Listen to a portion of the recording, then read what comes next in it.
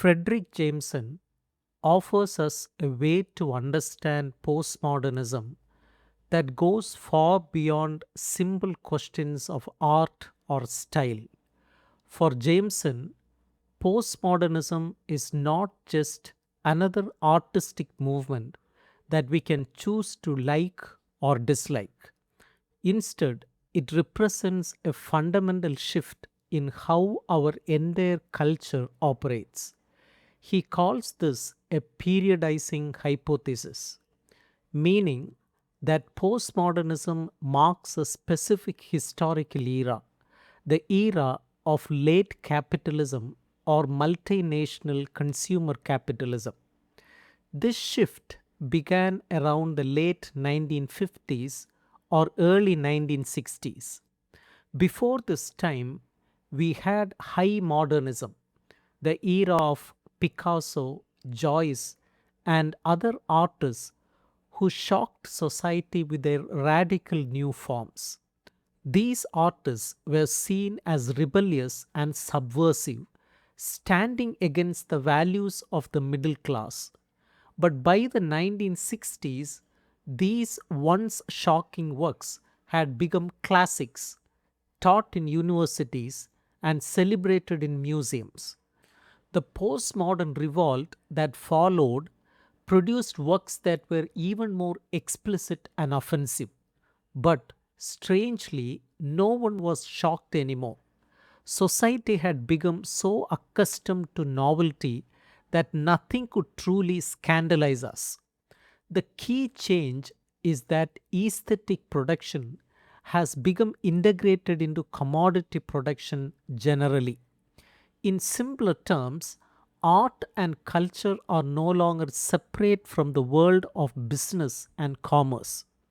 Multinational capitalism needs constant innovation and experimentation to sell new products, and culture has become part of this process.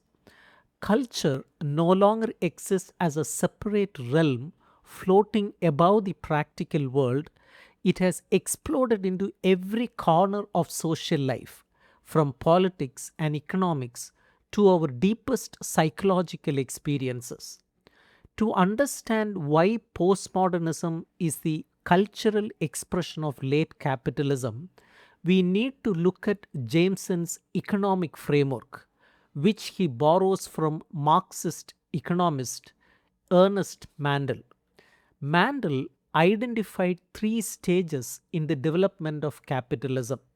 First, market capitalism, the original industrial revolution of the late 1700s, powered by steam engines. Second, monopoly capitalism, emerging in the late 1800s, driven by electricity and combustion engines. Third, late or multinational capitalism, emerging since the 1940s, powered by electronics, nuclear energy, and computers. Jameson strongly disagrees with thinkers who claim we have moved beyond capitalism into a post industrial or information society. Following Mandel, he insists that late capitalism is actually the purest form of capitalism yet to exist. It represents an unprecedented expansion of capital into areas that earlier forms of capitalism had left untouched, including nature and even the human unconscious. Every position taken on postmodernism, whether positive or negative, is a political stance on the nature of today's global capitalism. One of the most important features of postmodernism is what Jameson calls depthlessness. Depthlessness is a kind of superficiality that appears in art, theory, and visual culture. To explain this, Jameson differentiates two famous artworks, Van Gogh's Peasant Shoes and Warhol's Diamond Dust Shoes. Van Gogh's painting invites us to look beneath the surface. The worn out shoes on the canvas are not just shoes, they are clues to a larger reality. They make us think about the harsh life of peasants, their poverty, and their back-breaking labor. Van Gogh takes this grim subject matter and transforms it into something beautiful and vibrant. Whether we read the painting as a social commentary or as a philosophical meditation on the nature of objects, we are engaging in what Jameson calls a hermeneutical reading, searching for hidden meaning beneath the surface. Warhol's diamond dust shoes is completely different. The image presents us with a random collection of dead objects, shoes that have been stripped of any larger context. There is no way to imagine the world of fashion or glamour that these shoes might have belonged to. Instead of transforming reality into something beautiful, Warhol presents us with flat, lifeless images that feel more like advertisements than art. The object world has been reduced to a set of texts or simulacra, copies of which no original has ever existed. This depthlessness corresponds to the rejection of traditional depth models in contemporary theory. Jameson identifies four major depth models that postmodernism has abandoned. First is the dialectical model, the distinction between essence and appearance. Second, the Freudian model, the distinction between latent and manifest meaning. Third, the existential model, the distinction between authenticity and inauthenticity. 4. The semiotic model, the distinction between signifier and signified.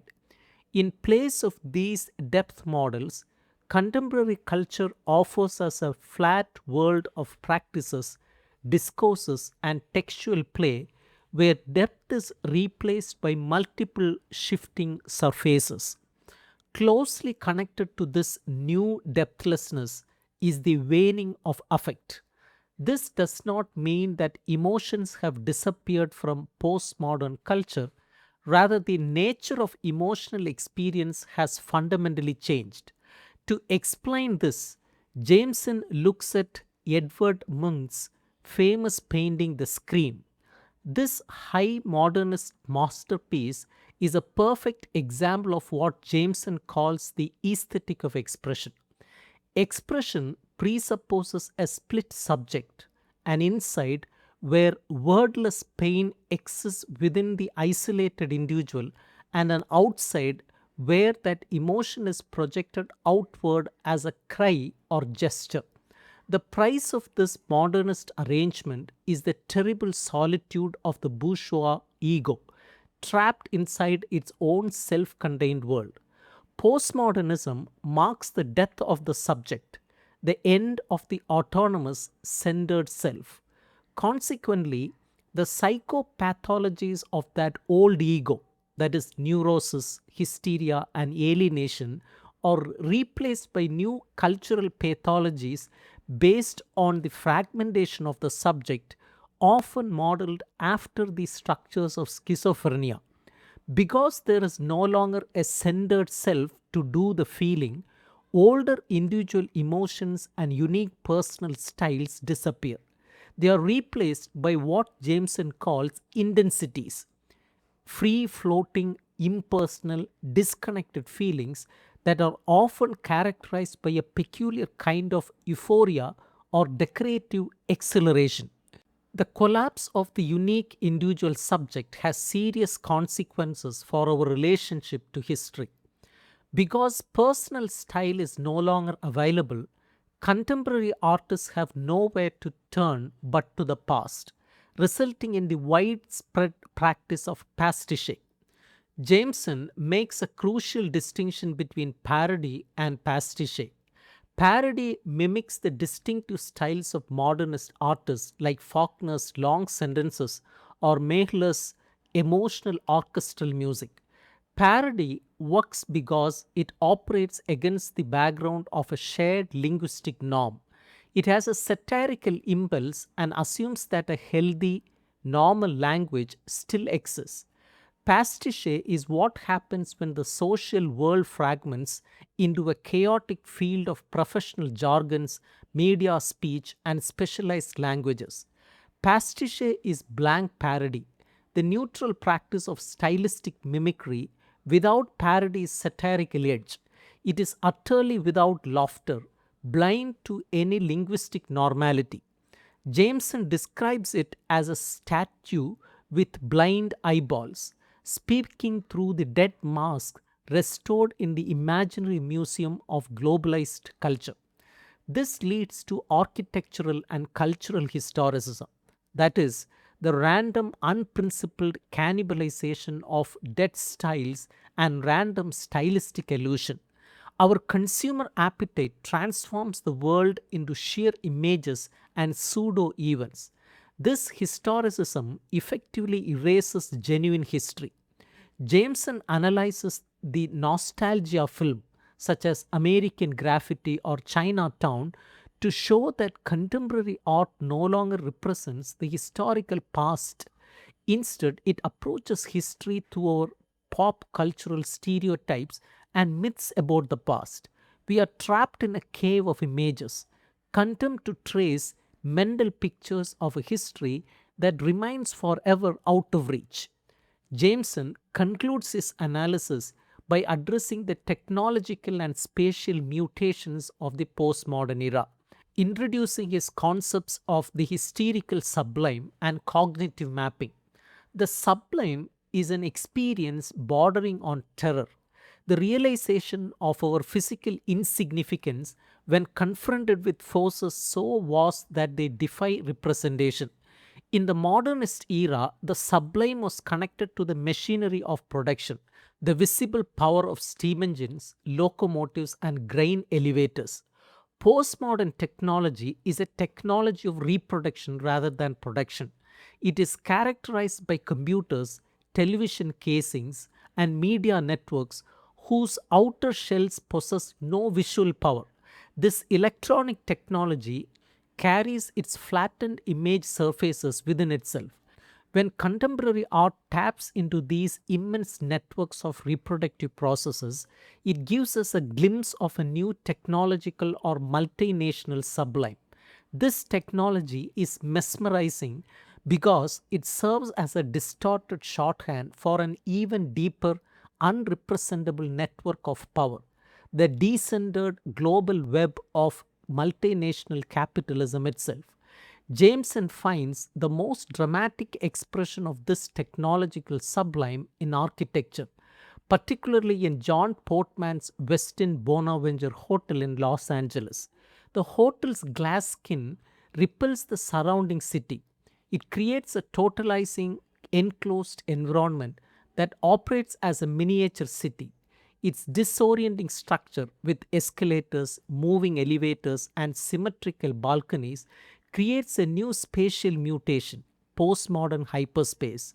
This hyperspace has finally succeeded in transcending the capacities of the individual human body to locate itself or organize its surroundings.